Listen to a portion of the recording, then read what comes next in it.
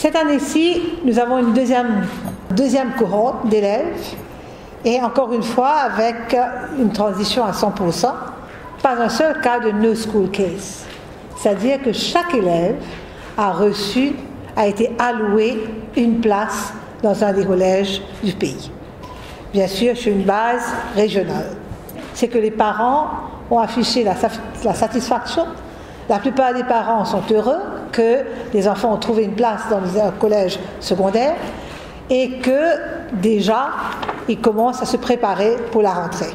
C'est intéressant de noter que cette année-ci, sur les 15 892 élèves qui ont pris part au PESAC, 11 949 ont passé.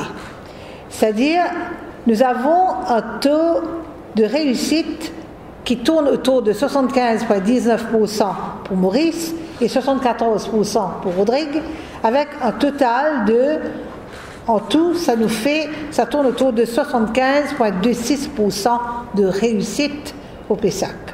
La performance dans les écoles ZEP, nous avons vu là aussi, sur 1119 candidats, il y a eu 495 qui ont réussi. Les élèves iront se faire enregistrer dans les écoles allouées la semaine prochaine, au début de la semaine prochaine. Si jamais certains de ces élèves ne sont pas satisfaits de l'école qu'ils ont reçue, ils peuvent toujours remplir les formulaires pour demander un transfert dans une autre école. Jeudi et vendredi prochain, les élèves pourront remplir, les parents pourront remplir les formulaires demandant le transfert et ils auront, à partir de vers la fin de l'année, déjà je crois le 28 si je me trompe, les réponses et ils sauront avant la rentrée s'ils ont été alloués une autre place ou pas. Je profite pour faire ressortir qu'il n'y a jamais eu de cauchemar à partir du système de la régionalisation, parce que la régionalisation se fait déjà depuis quelques années déjà. Et chaque année, que ce soit en 2016, 2017, 2018 et cette année-ci, vous allez voir qu'on a toujours eu des requêtes pour le transfert des élèves. Et la plupart des parents sont satisfaits de la façon que l'évaluation de la PESAC s'est passée. Profite aussi pour dire que là, nous avons déjà amené les regulations pour l'assessment qu'on appelle la NCE, qui aura lieu en 2020 à la fin de grade 9. Pour revenir à ce que un quotidien ce matin a mentionné, venir dire qu'il y a un grand taux d'audience, les gens ne sont pas happy, etc.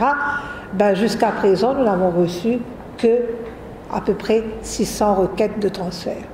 Il se peut qu'il y ait d'autres la semaine prochaine, mais ça tourne toujours autour de ce nombre-là, pas beaucoup plus. Alors pour moi, c'est important de faire ressortir que la plupart des parents sont heureux, la plupart des élèves ont retrouvé une place au secondaire et que les examens se sont passés dans les meilleures conditions, avec bien moins de stress, et que les parents et les élèves sont conscients qu'il y a une amélioration nette dans la façon qu'on prend part aux examens à la fin du cycle primaire.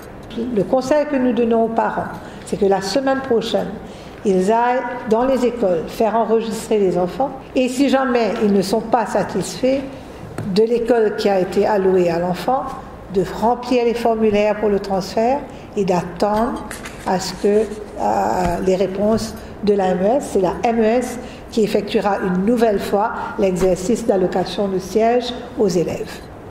Peut-être que ce serait intéressant d'expliquer qui fait à certains élèves qui, même dans la même classe, qui gagnent les mêmes résultats, qui habitent voisins, c'est ça en fait qui va par déploré, qui intègrent un collège de sièges. Non, laisse-moi expliquer très clairement. Il y a un programme informatique à la MES et quand un parent remplit votre fiche, vous mettez votre adresse et vous mettez votre choix d'école.